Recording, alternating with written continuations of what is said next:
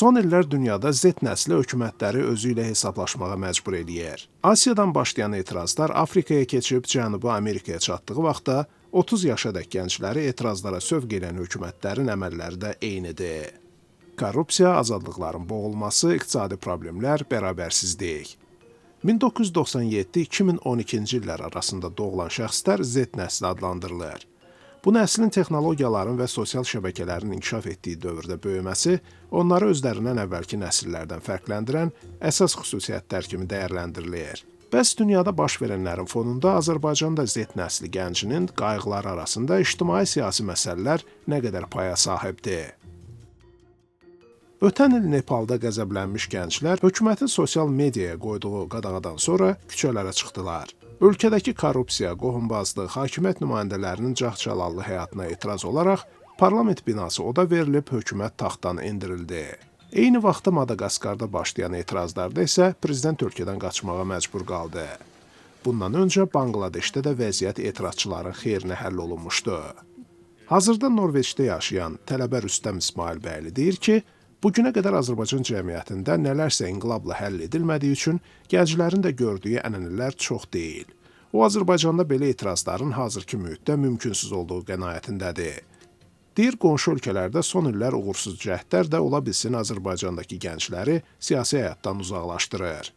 Qeyri-hökumət təşkilatları, müxtəlif siyasi qruplar, müxtəlif gənc qruplar nələrsə kiçik, daha marjinal formada eləməyə çalışırdılarsa, son xüsusilə 2023-cü ildən sonra başlayan repressiyalardan sonra onlar da demək olar ki, yoxa çıxdı. Müstəqil mətbuat ölkədən demək olar ki, tamamilə yığışdırıldı və qeyri-hökumət təşkilatlarının fəaliyyəti tamamilə məhdudlaşdırıldı. Yəni, indiki gəldiyimiz nöqtədə Azərbaycanda bir gəncin siyasi-ictimai müzakirələrə hər hansı formada qoşula biləcəyi, özünü hansısa bir qrupun parçası kimi hiss edə biləcəyi və hansısa bir tələb ortaya qoya biləcəyi heç bir mühit qalmayıb. Yəni, dövlət tamamilə bunların hamısını sıxışdırıb və dövlət bütün gəncləri ya tamamilə səssiz mühiti olmağa, ya da hətta birbaşa onun gənclik təşkilatlarını iştirak eləməyə, onun təşkil etdiyi proqramlarda aktiv olmağa məcbur edib. Sabahınız xeyir olsun. Əyləş. Azərbaycanda hökumət gənclər siyasəti çərçivəsində tələbə gənclər təşkilatları, könüllülük proqramları təşkil eləyir. Prezident gənclərlə görüşlər keçirir, hökumətin istəklərini dilə gətirir. Azərbaycan youth is not in the streets, youth is in the universities, at school, youth is in the startup business, youth is actively involved in governmental issues. We have launched a very huge volunteer movement, and tens of thousands of people have been trained in the public services sector as volunteers. And then we recruit these people, those who have good results, to the governmental institutions. Hələ 5 il əvvəl İlham Əliyev Davos İqtisadi Forumunda Azərbaycanda gənclərin küçələrə çıxmamasının səbəbini belə izah etmişdi.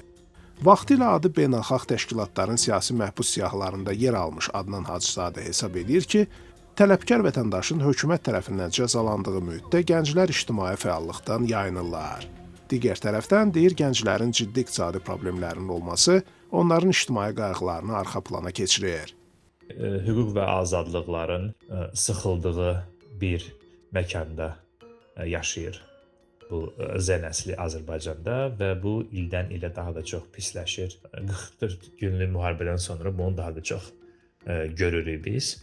Ona görə də bu hansısa bir ictimai fəaliyyətlə məşğul olmaq daha təhlükəli olub. Nəinki, misal üçün 10 il əvvəl və yaxud 20 il əvvəl biz görürük ki, nəinki insanlar cəzalandırılır, hansısa ictimai fəaliyyətlə məşğul olmaq istəyən gənclərin cəzaları daha ağırdır.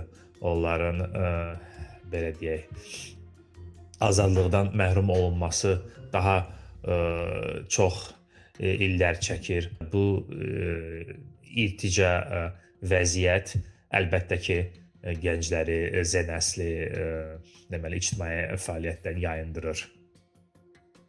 Dünyada etirazları uğurlu edən gənclərin sürətlə təşkilatlanması sosial şəbəkələr üzərindən asanlıqla əlaqəyə keçməsi idi.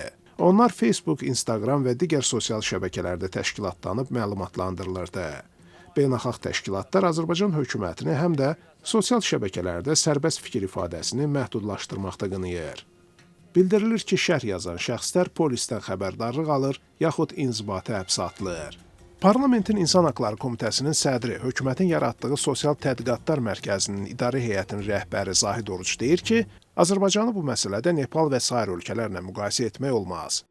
Azərbaycanda Z nəsli yəni inqilab etməyəcəkdir. Yalnız bunu söyləmək olar ki, onların siyasət baxışları, verdikləri məsələlərə maraq və diqqət xeyli dərəcədə aşağıdır. 2-3% civarındadır. Apolitikdir. Hal-hazırda yəni hakimiyyətin ən yüksək elitasında orta və hətta gənc yaşlarında olan insanlar üstünlük təşkil edirlər. Bir vaxtlar hətta Nazirlər Kabinetinin üzərinə edilən hücumlarda əks qüvvələr, alternativ mövqelər oranı qocalar evi və sair kimi adlandırmağa da meyillidirlər. İndi bu ifadə deyilməz, tam əksinə. Bəzən gəncliyə hədsiz etimadın təhlükəli olduğunu, onların impulsivliyini və cəmiyyət həyatını tam dərindən qəbul etmədiklərini görərək və hətta bir sıra hallarda o qərb menecmentinin şərq ölkələrində təhlükə törədəcəyini söyləyirlər. Amma Zahid Oruc onu da vurğulayır ki, Azərbaycanda yaşlı nəsil həm də gənclərlə yaxından işləməlidir. Onları cəmiyyətdəki dəyişikliklərə cəlb etməlidir. Məsələn, Qarabağa qayıdış daha çox yaşlı insanlar üzərindən yox, gənclər üzərindən olmalıdır. Bunlar olmasa onun fikrincə, bu hər bir cəmiyyət üçün problemə çevrilə bilən halda nəticələnə bilər.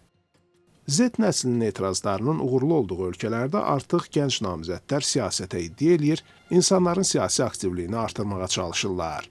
Azərbaycanda isə siyasi məhbus hesab edilən şəxslərin siyasi ildən ilə daha da uzanır.